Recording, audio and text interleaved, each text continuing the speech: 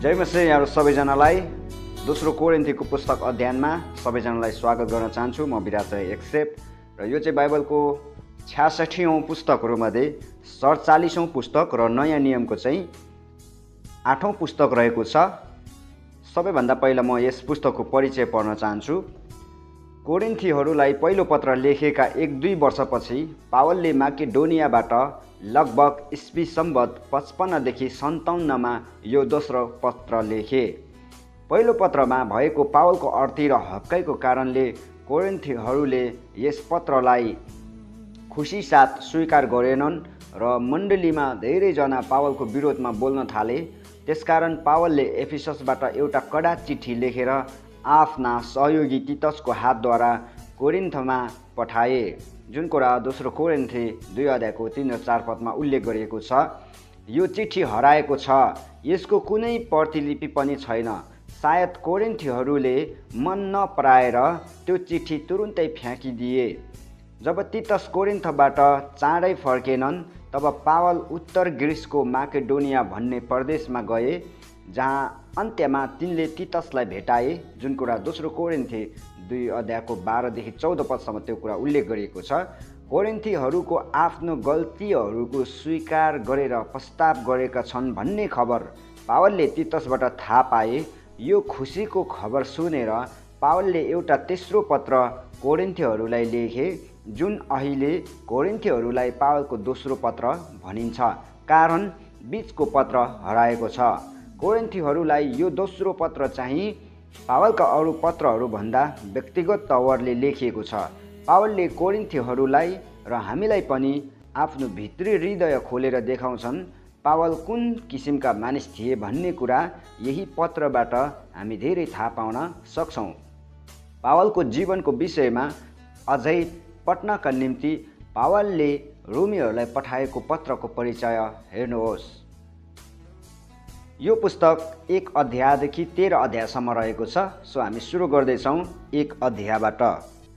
परमेश्वरको इच्छाद्वारा ख्रीष्ट येशूका प्रेरित पावल र हाम्रा भाइ तिमोथीबाट कोरिन्थमा भएका परमेश्वरको मण्डलीलाई र साथै सारा अखाइयामा भएका सबै सन्तहरूलाई परमेश्वर हाम्रा पिता र प्रभु येशू ख्रीष्टबाट तिमीहरूलाई अनुग्रह र शान्ति।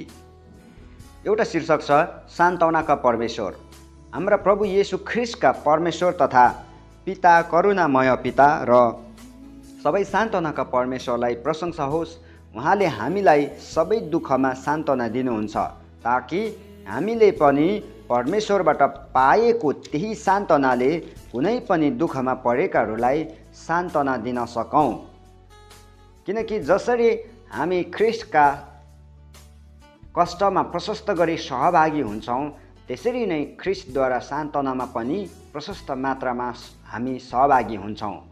हामीले दुःख पायौँ भने यो तिमीहरूका सान्त्वना र उद्धारको निम्ति हो।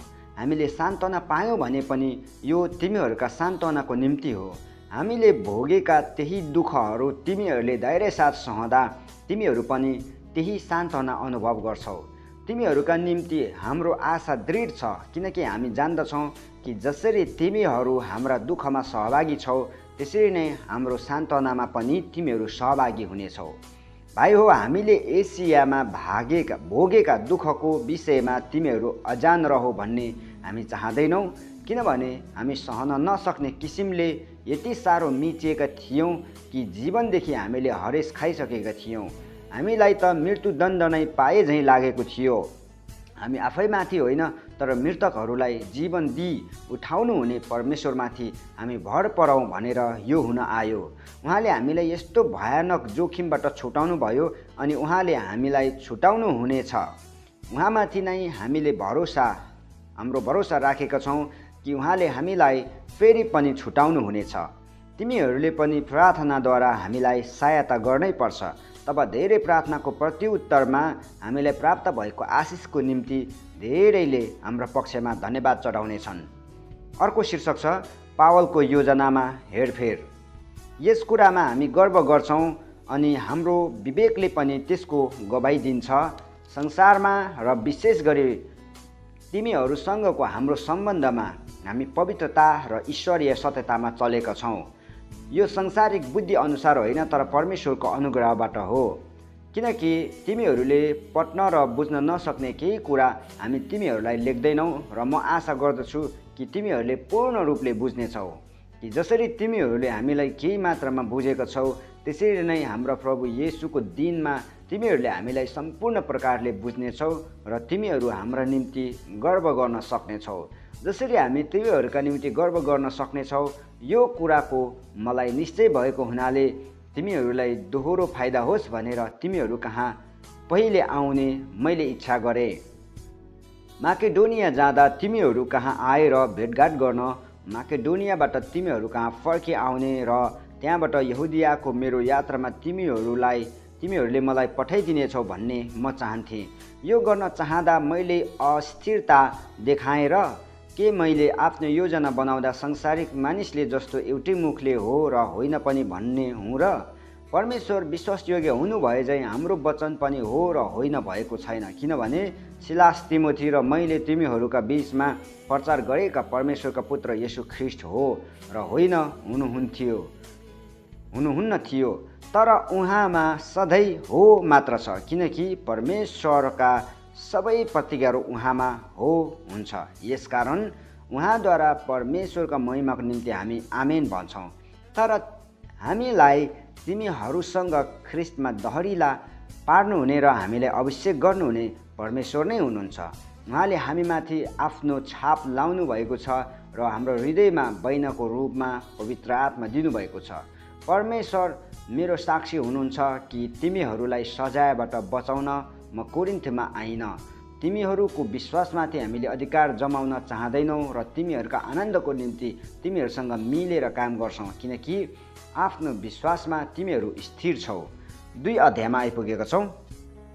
तिनीहरूलाई कष्ट दिन अर्कोपल्ट फेरि नआउने नै मैले निश्चय गरेँ, किनकि मैले तिमीहरूलाई दुखी तुल्याएँ भने मैले दुखी तुल्याएको त्यस मानिस बाहेक अरू कसले मलाई खुसी तुल्याउने र मैले जे कुरा लेखेँ त्यो यस हेतुले लेखेँ कि म आउँदा जुन व्यक्तिहरूद्वारा मैले आनन्द पाउनुपर्ने थियो तिनीहरूद्वारा म दुखित नहौँ, किनकि मेरो आनन्द तिमीहरू सबैको आनन्द हुन्छ भन्ने मलाई तिमीहरू सबैका बारे भरोसा थियो। किनभने तिमीहरूलाई दुखी तुल्याउन होइन, तर तिमीहरूप्रति भएको मेरो प्रशस्त प्रेम तिमीहरूले जान भनेर हृदयको धेरै पीडा र वेदनामा धेरै आँसु बगाउँदै मैले तिमीहरूलाई लेखेथेँ। अर्को शीर्षक छ पापको क्षमा। तर कसैले दुखी तुल्याएको छ भने उसले मलाई होइन तर साह्रै कडा गरी नभन्ने हो भने तिमीहरू सबैलाई केही हृदयसम्म दुखी तुल्याएको छ। यस्तालाई बहुमतद्वारा दिएको सजाय यथेष्ट छ, तर बरु तिमीहरूले त्यसलाई क्षमा गर्नु र सान्त्वना दिनुपर्छ, नत्र त त्यो ज्यादै शोकमा डुबिजाला। यसकारण म तिमीहरूलाई अनुरोध गर्दछु कि त्यस व्यक्तिप्रति आफ्नो प्रेम अझ गहिरो पार। यसै कारणले नै तिमीहरूलाई जाँच्न र हरेक कुरामा तिमीहरू आज्ञाकारी छौ कि छैनौ भन्ने थाहा पाउनका निम्ति मैले तिमीहरूलाई लेखेथेँ।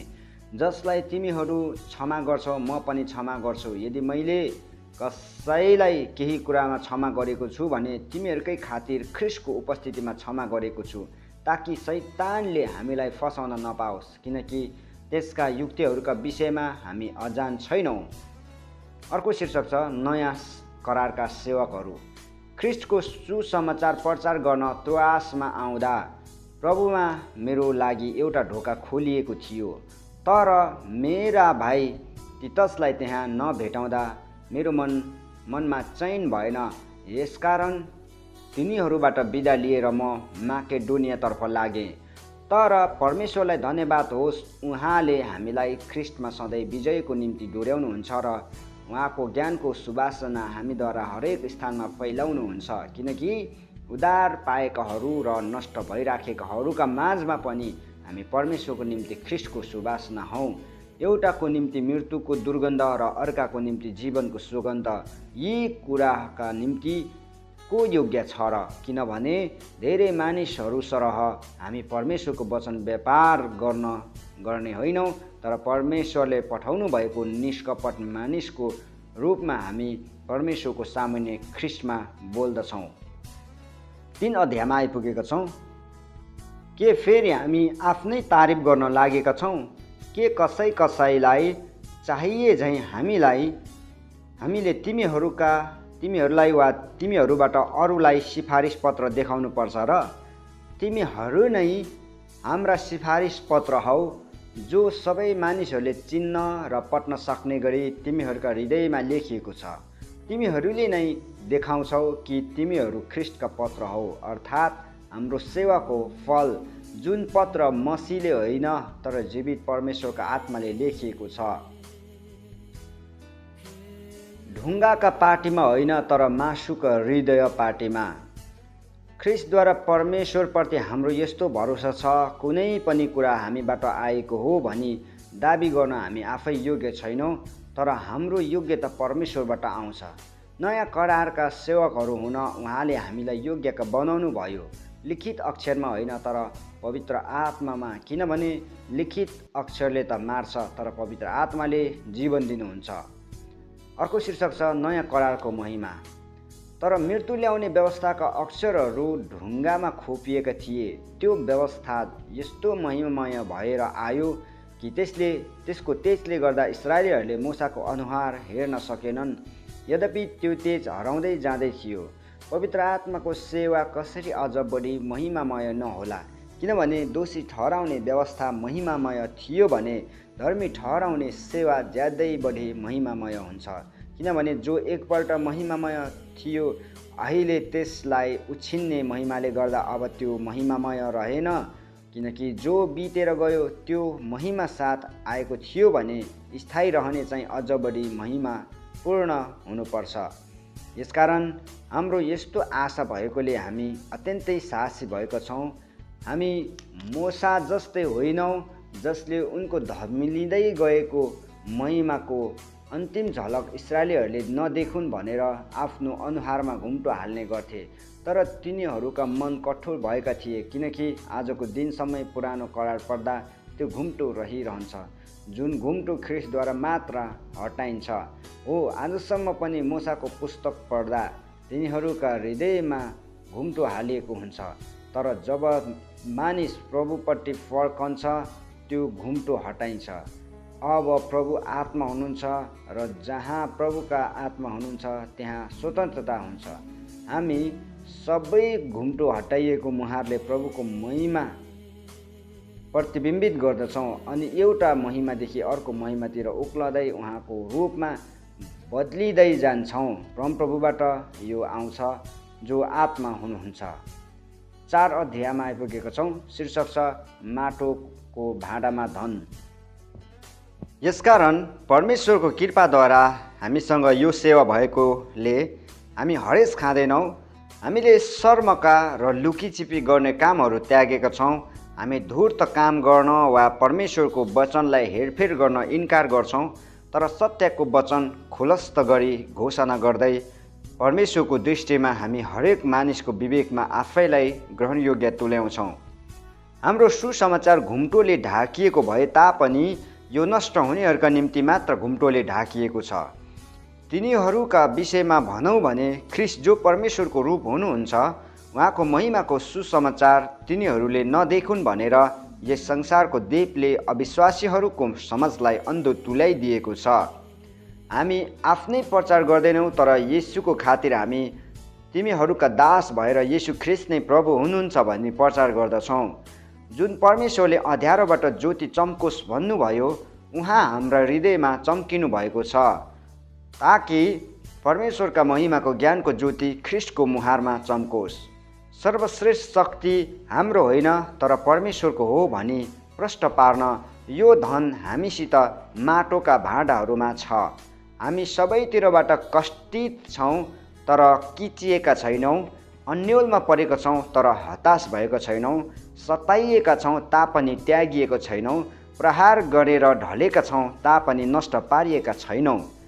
येशूको जीवन हाम्रा शरीरमा प्रकट होस् भनेर हामी उहाँको मृत्यु सधैँ हाम्रा शरीरमा बोकी हिँड्छौँ। किनकि हामी जीवित छँदा पनि येशूको खातिर सधैँ मृत्युको मुखैमा परिबस्छौँ। यस हेतुले कि येशूको जीवन हाम्रा मरणशील शरीरमा प्रकटित होस्। यसरी मृत्युले हामीमा काम गर्दछ, तर जीवनले तिमीहरूमा। मैले विश्वास गरेँ, यसकारण म बोलेँ भन्नेकै आत्मा हामीमा भएको हुनाले हामी पनि विश्वास गर्छौँ र हामी बोल्छौँ।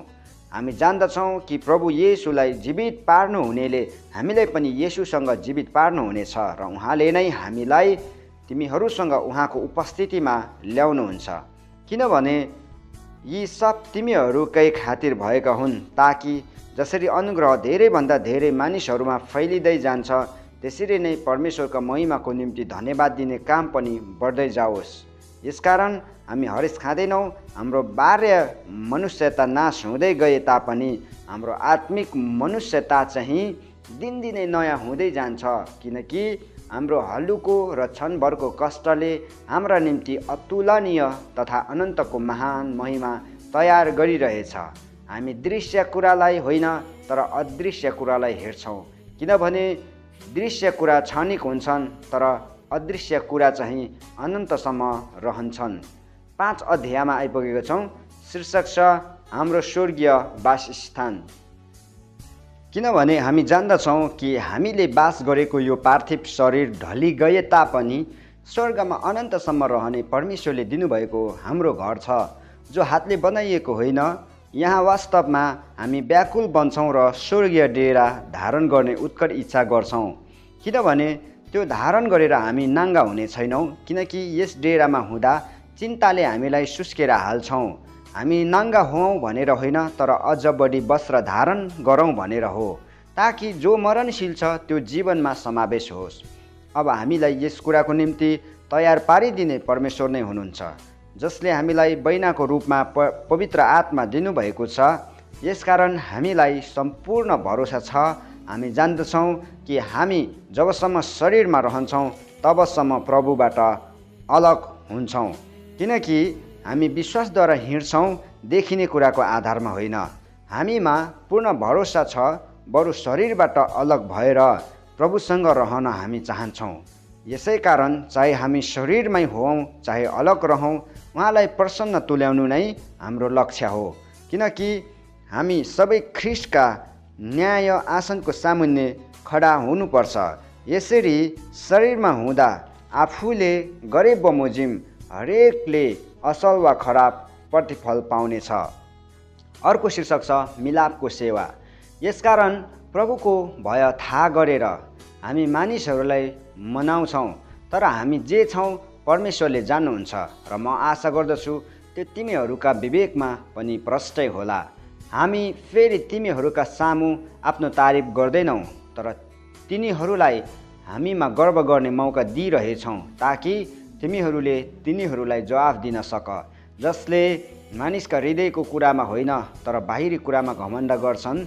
यदि हाम्रो होस ठेगानमा छैन भने यो परमेश्वरको निम्ति हो, अनि यदि हामी ठिक होसमा छौँ भने यो तिमीहरूका निम्ति हो। ख्रीष्टको प्रेमले हामीलाई बाध्य गराउँछ, किनभने हामीलाई यो निश्चय छ कि सबैका निम्ति एकजना मर्नुभएको हुनाले सबै मरे। उहाँ सबैका निम्ति मर्नुभयो ताकि बाँच्नेहरू अब उसो आफ्नै निम्ति बाँच्ने होइन, तर उहाँको निम्ति बाँचुन्, जो तिनीहरूका खातिर मर्नुभयो र फेरि जीवित पारी उठाइनुभयो।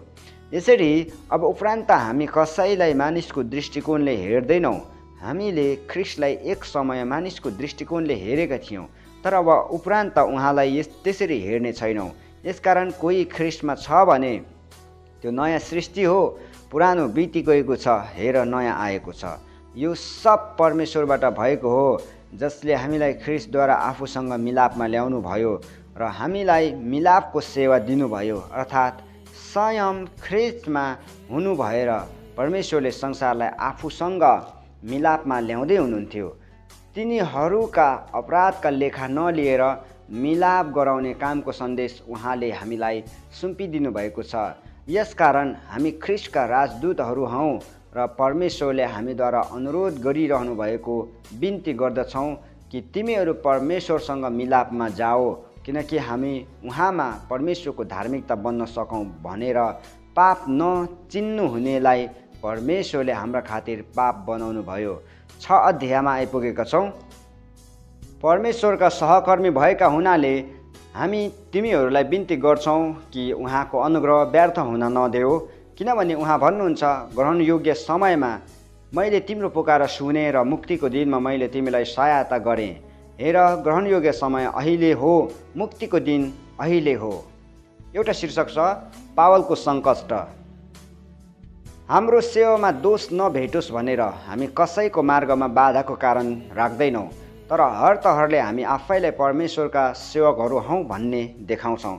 ज्यादै सहनशीलतामा, कष्टमा, कठिनाइमा, आपद विपदमा, कुटाइ चुटाइमा, कैदमा, हुलदङ्गामा, परिश्रममा, अनिदो बस्दा, भोकमा, शुद्धतामा, ज्ञानमा, धैर्यमा, दयामा, पवित्र आत्मामा, साँचो प्रेममा, सत्य बोलीमा र परमेश्वरको शक्तिमा, दाहिने र देब्रेपट्टि धार्मिकताको अस्त्र शस्त्र धारण गरेर आदरमा र अनादरमा, बदनाम र सुनाममा हामी ठगाहा झैँ ठानिन्छौँ, तर हामी साँचा छौँ, अपरिचित भए तापनि सुपरिचित छौँ, मर्नै लागेका झैँ तापनि हामी बाँचेकै छौँ, सजाय भोगेका तापनि मारिएका छैनौँ, अफसोसी तापनि सधैँ आनन्दित, गरिब तापनि धेरैलाई धनी तुल्याउने, केही नभए जस्तो तापनि सबै थोक भएका।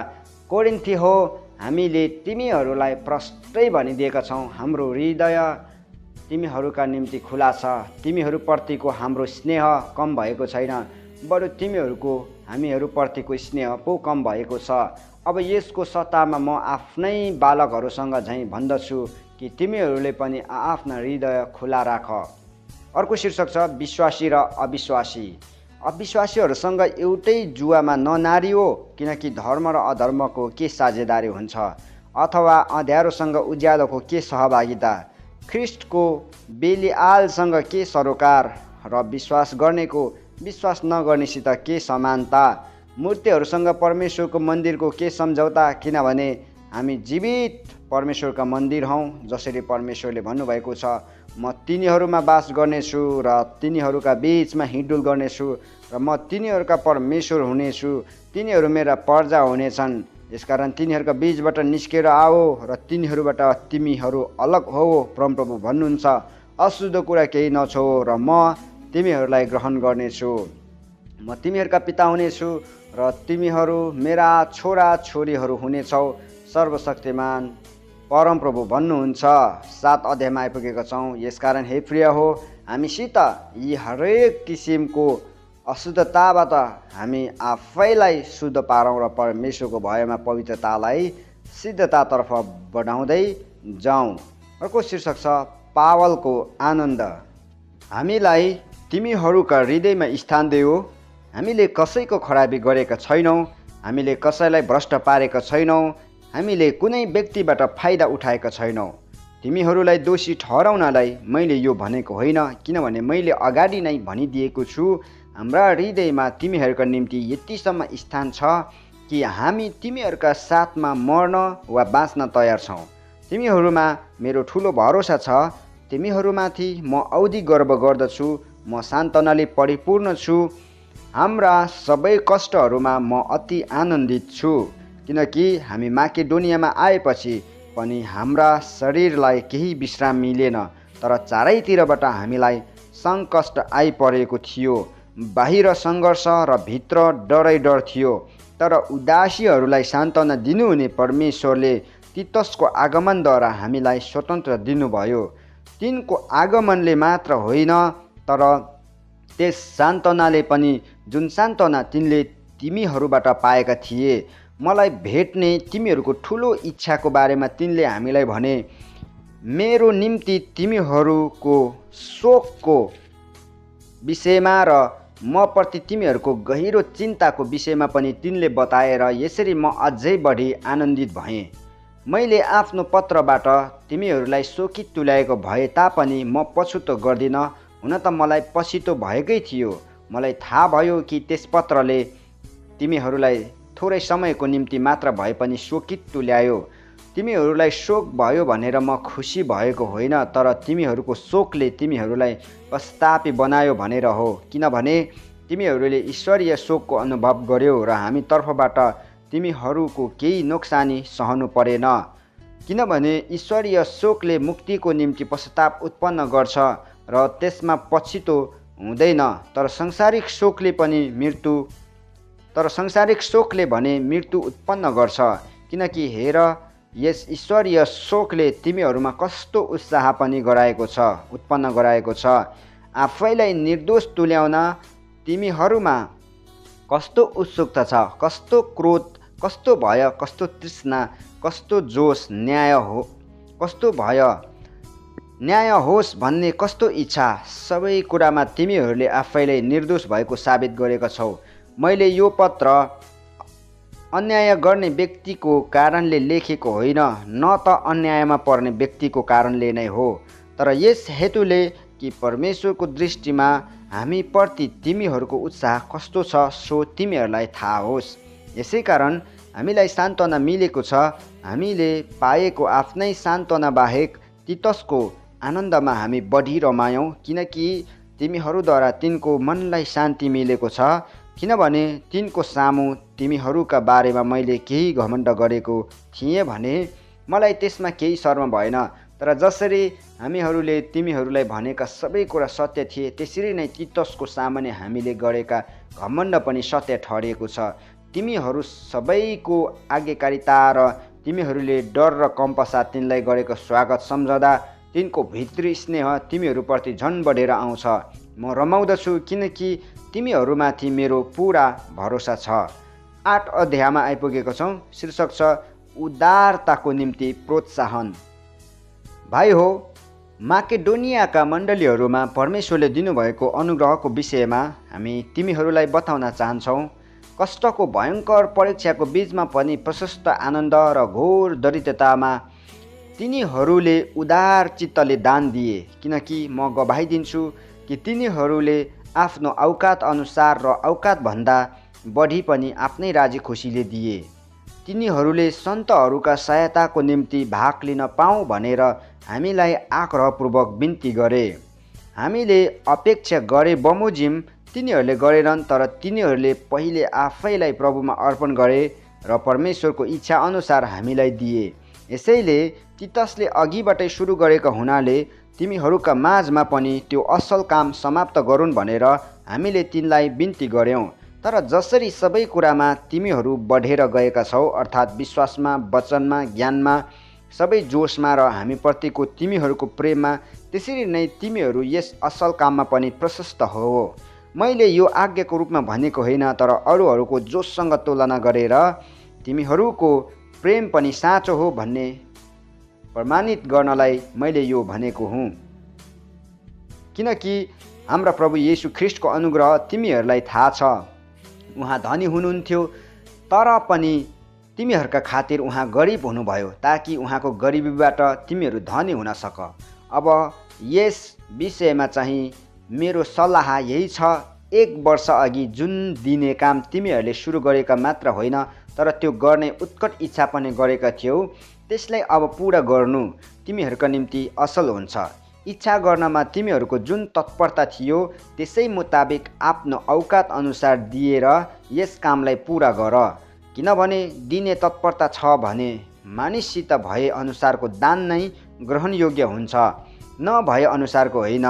तिमीहरूलाई भार होस् र अरूहरूलाई हलुका होस् भनेर मैले यो भनेको होइन, तर समानताको हिसाबले यस वर्तमान समयमा तिमीहरूको प्रशस्तताबाट तिनीहरूको अभाव पुरा होस् र तिनीहरूको प्रशस्तताले तिमीहरूको अभाव पुरा गरिदियोस्। यसरी सबै समानता होस्। जसो लेखिएको छ, धेरै बटुल्नेसित बढी केही रहेन र कम बटुल्नेहरूलाई अभाव भएन। अर्को शीर्षक छ तीतस कोरिन्थमा। तर परमेश्वरलाई धन्यवाद होस्, जसले तीतसको हृदयमा तिमीहरूका निम्ति त्यही फिक्री राखिदिनु भयो। किनकि तिनले हाम्रो अनुरोधलाई मानेको मात्र होइन, तर आफै पनि साह्रै उत्साही भएर आफ्नै इच्छाले तिमीहरू कहाँ आउँदैछन्। अनि हामी तिनीसँग त्यस भाइलाई पठाउँदैछौँ जो सुसमाचारको प्रचारमा सबै मण्डलीको बिचमा प्रख्यात छन्। अनि यति मात्र होइन, तर प्रभुका महिमाको निम्ति र हाम्रो सद्भाव प्रकट गर्न हामीले गरिरहेको असल काममा हामीसँग यात्रा गर्न मण्डलीद्वारा तिनी नियुक्त भएका छन्। उदारचित्तले दिएको यो दान सञ्चालन गर्दा त्यस वर्षमा कसैले हामीलाई दोष नदेओस् भन्ने हामी चाहन्छौँ। किनकि हामी प्रभुको दृष्टिमा मात्र होइन तर मानिसहरूका दृष्टिमा पनि जे आदरणीय छ त्यो गर्ने लक्ष्य राख्दछौँ।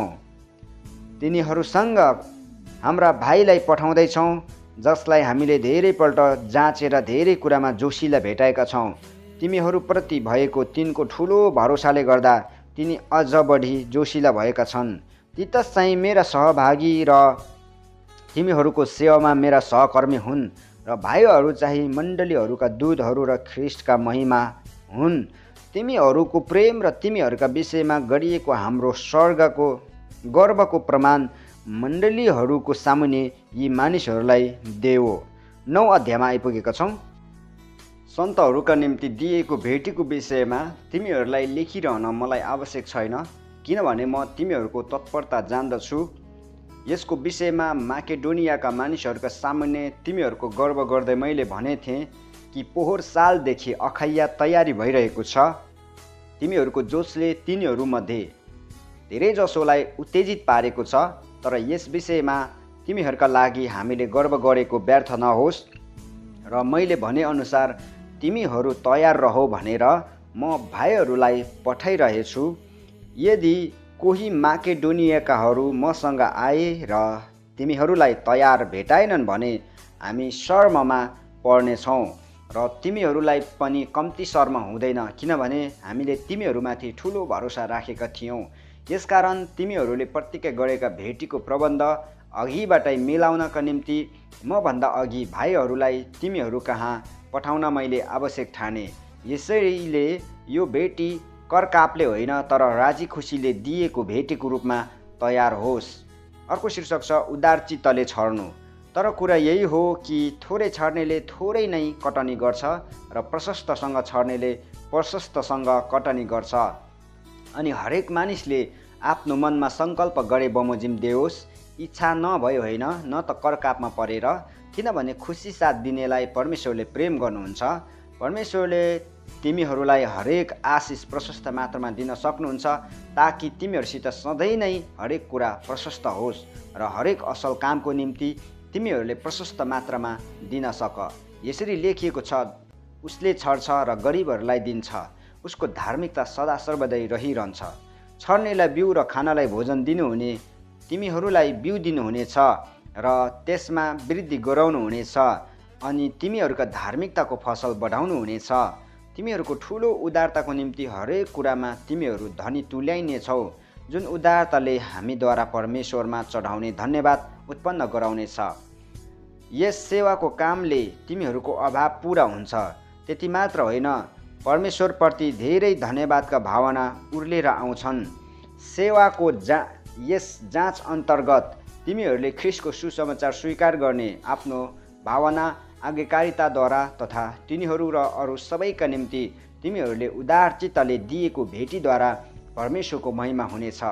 परमेश्वरको असीम अनुग्रह तिमीहरूमा हरेकको रहेको हुनाले तिनीहरूले तिमीहरूको तृष्णा गर्छन् र तिमीहरूका निम्ति प्रार्थना गर्छन्। उहाँको वर्णन गर्न नसक्ने वरदानको निम्ति परमेश्वरलाई धन्यवाद होस्। 10 अध्यायमा आइपुगेका छौँ। शीर्षक छ पावलको सेवा। तिमीहरूले मेरो थोरै मूर्खता सही दिए पनि हुने, कृपया सही देऊ। ईश्वरीय डाहाले म तिमीहरूप्रति डाही भएको छु। एउटै पतिकी पवित्र दुलहीको रूपमा तिमीहरूलाई प्रस्तुत गर्न मैले ख्रिस्टसँग तिमीहरूको मगनी गरिदिएँ। तर जसरी सर्पले आफ्नो चलाकीले हवालाई छल्यो, त्यसरी नै ख्रिस्टप्रतिका तिमीहरूको निष्कपट र चोखो भक्तिबाट तिमीहरूका विचारहरू भ्रममा पर्छन् कि भनेर मलाई डर लागेको छ। किनकि यदि कुनै व्यक्ति आएर हामीले प्रचार गरेका भन्दा अर्कै येशूलाई प्रचार गर्यो भने, अथवा तिमीहरूले पाएका आत्माभन्दा अर्कै आत्मा तिमीहरूले ग्रहण गर्यौ भने, वा तिमीहरूले पाएका सुसमाचारभन्दा अर्कै कुनै सुसमाचार ग्रहण गर्यौ भने, तिमीहरू यी सबका सामु सजिलै झुक्दा रहेछौ। कुनै कुरामा म ती सर्वोच्च प्रेरितहरूभन्दा कति पनि कम छैन। म सिपालु वक्ता नभए तापनि ममा ज्ञानको कमी छैन। यो कुरा हामीले हर किसिमले तिमीहरूलाई सफासँग देखाइदिएका छौँ। आफूलाई होच्याएर तिमीहरूलाई चाहिँ उच्च पारौँ भनी परमेश्वरको सुसमाचार मैले तिमीहरूलाई सित्तैमा सुनाउँदा के मैले पाप गरेँ त? तिमीहरूको सेवा गर्न अरू मण्डलीहरूबाट आर्थिक सहायता लिएर मैले ती मण्डलीहरूलाई लुटेँ। तिमीहरूसँग रहँदा जब मलाई अभाव परेको थियो म कसैको बोझ भइन, किनभने माकेडोनियाबाट आएका भाइहरूले मेरो अभाव पुरा गरिदिए। यसैले कुनै किसिमले तिमीहरूमाथि बोझ पर्ला कि भनेर मैले आफैलाई रोकेँ र पछि पनि रोक्नेछु। ख्रिस्टको सत्यता ममा छ र अखैयाका इलाकाहरूमा मेरो यस गर्वलाई कसैले रोक्न सक्ने छैन। किन? के म तिमीहरूलाई प्रेम गर्दिन भनेर हो? परमेश्वर जान्नुहुन्छ कि म तिमीहरूलाई प्रेम गर्छु।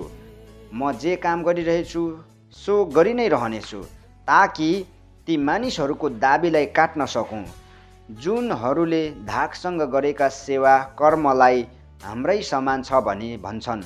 किनकि त्यस्ता मानिसहरू झुटा प्रेरितहरू र छली काम गर्नेहरू हुन् र ख्रिस्टका प्रेरितहरूको भेष लाएर हिँड्नेहरू मात्र हुन्।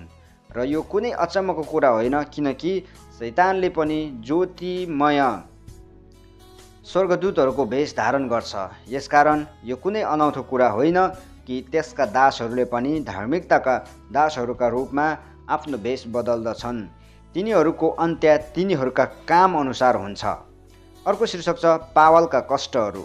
म फेरि भन्दछु, कुनै मानिसले मलाई मूर्ख नसम्झोस्, तर तिमीहरू त्यस्तो सम्झाउँछौ भने पनि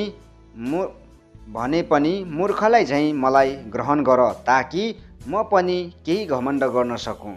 मेरो यस घमण्डको निश्चयमा म प्रभुको अधिकारमा होइन, तर मूर्ख झैँ बोलिरहेछु। धेरैले संसारिक कुराहरूमा घमण्ड गरेका हुनाले म पनि घमण्ड गर्दछु। तिमीहरू आफै यति बुद्धिमान भएका छौ कि खुसी साथ मूर्खहरूलाई सहँदा रहेछौ। किनकि यदि कुनै मानिसले तिमीहरूलाई कमाएर तुल्याउँछ वा तिमीहरूलाई आफ्नो शिकार बनाउँछ वा तिमीहरूबाट फाइदा उठाउँछ अथवा धाक जमाउँछ वा तिमीहरूलाई मुखैमा थपट लाउँछ भने पनि तिमीहरू सब सहँदा रहेछौ। म लज्जित भएर स्वीकार गर्छु कि हामीले चाहिँ यी सब सहन सकेनौँ। तर कसैले कुनै कुरामा घमण्ड गर्छ भने म पनि ती कुरामा घमण्ड गर्छु। हो, म मूर्ख झैँ बोल्दैछु। के तिनीहरू हिब्रू हुन्? म पनि हुँ।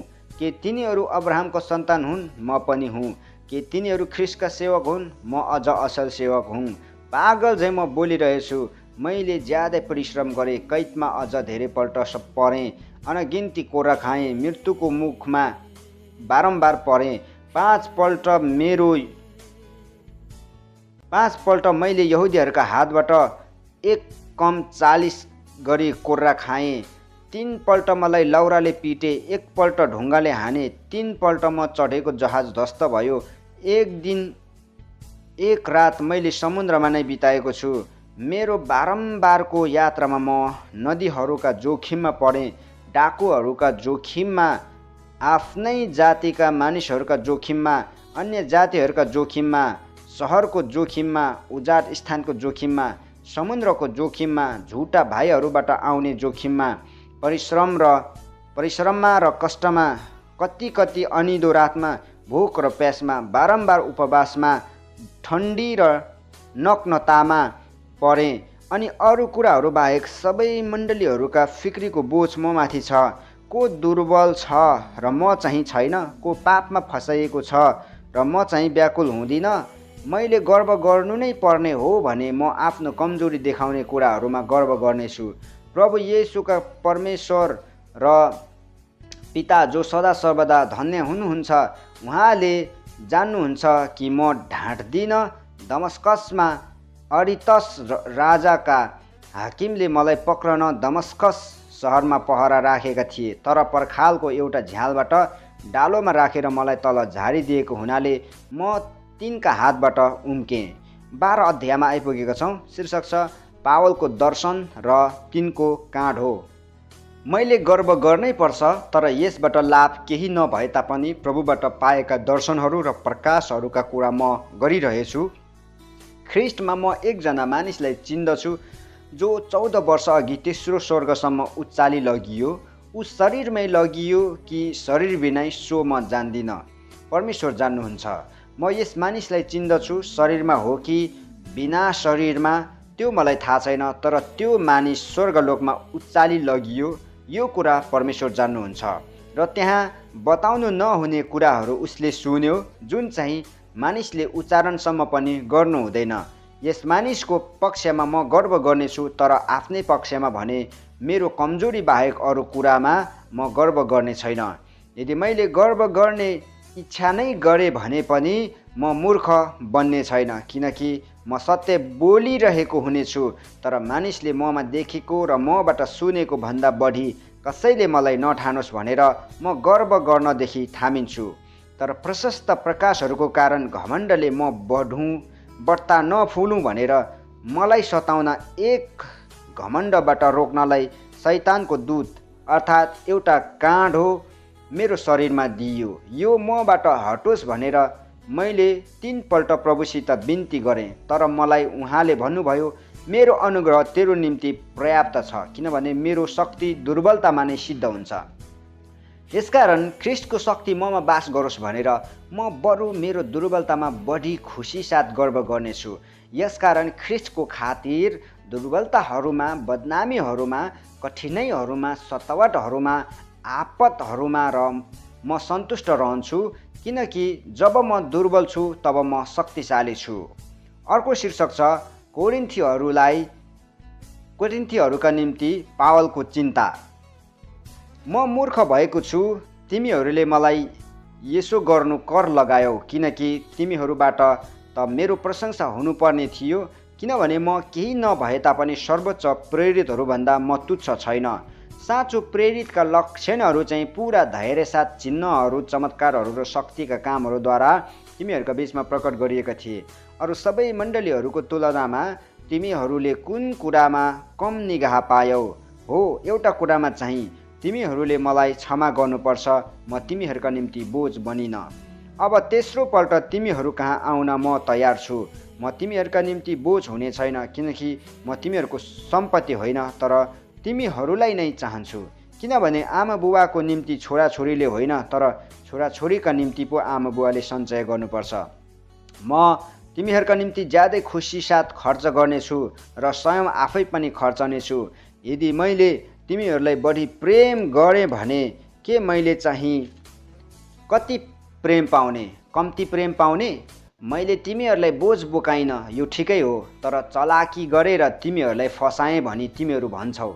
मैले तिमीहरू कहाँ पठाएकाहरूमध्येका कुनै मानिसद्वारा तिमीहरूबाट के मैले फाइदा उठाएँ थिएँ र?